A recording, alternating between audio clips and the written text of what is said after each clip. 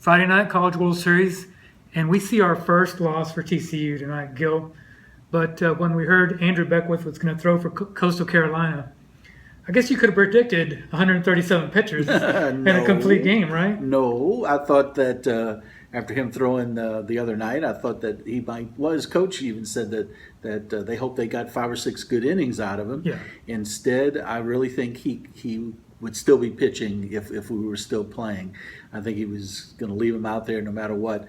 137 pitches, which I'm going to guess is probably at the top end of pitch totals in college baseball over the last 3 years, maybe. I tried to look it up as best I could. Yeah.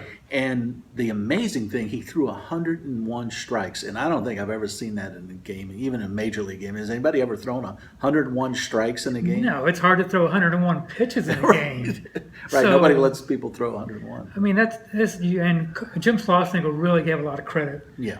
to the kid, and he deserves it. He had a good quote about him. He said, "Hey, I've seen Preston Morrison do the same thing for us for 4 years. Get a lot of good swings against him, Right. a lot of bad swings against Well, him." the point is, Beckwith is unconventional. Yeah. He was throwing from up here. He was throwing straight over the top. He was throwing submarine a lot. He threw sidearm, and he would do it on different pitches, different angles to every batter. Yeah. And I think TCU did a very disciplined job of getting as many good swings as they did. But the good swings they were getting, because Beckwith was doing such a good job of command, Yeah. the good swings they were getting, they were hitting the ball in the air. And on a night when the wind was blowing in 20 miles an hour straight from center field, that wasn't the right strategy here. You gotta play the line drive game in this ballpark to score runs. Yeah, give the guy credit. He gave his team exactly what he needed, which is a whole game, which is basically a day off. Right. So A whole game and then some.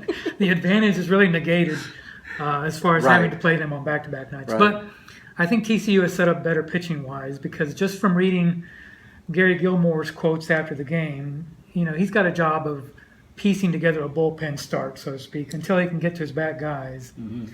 And I think TCU can probably go with Jared Janczak and feel some confidence there. Mm-hmm. The question is, you've just left it up to 9 innings Mm-hmm. to decide who's going on. Well, I think, and Schloss talked about this. Tonight we saw the Frogs play less than a perfect game. Yeah. They got picked off second base after a double. They botched a safety squeeze. They airmailed a throw from left field that allowed a runner to advance and cost them another run.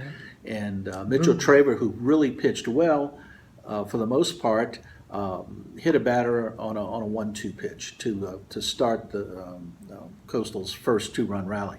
So we saw them on a less than perfect night, on a night when Coastal played about as well as they could play. I know Gilmore said that he felt that they really showed themselves. Well, if they've got those kind of perfect games in them, I think you can give them the trophy right now. But I don't think teams come here and play perfectly like that. That No. might have been their one shot at playing perfect. Let's see how perfect they are tomorrow. Yeah, and I mean, look at it from TCU's standpoint. It's hard to play 3 perfect games, Right. And they messed up, a couple of innings, and it gave Coastal all the opening they needed. It's all they with needed. the right guy on the mound. Right.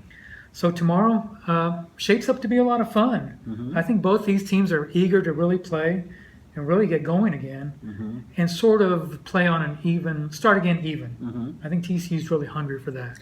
And, in the first game today, we saw Arizona come back and knock off Oklahoma State. So everybody's pretty even right now. There's no real favorite as No, there's going not. into next week's best of 3. Maybe we'll see some hitting in this series. It's been this thing has belonged to the pitchers in every game so far. What's the high score? 6? Something like that. Yeah. No, 7. 7. Okay, somebody hit scored 7. Okay, well.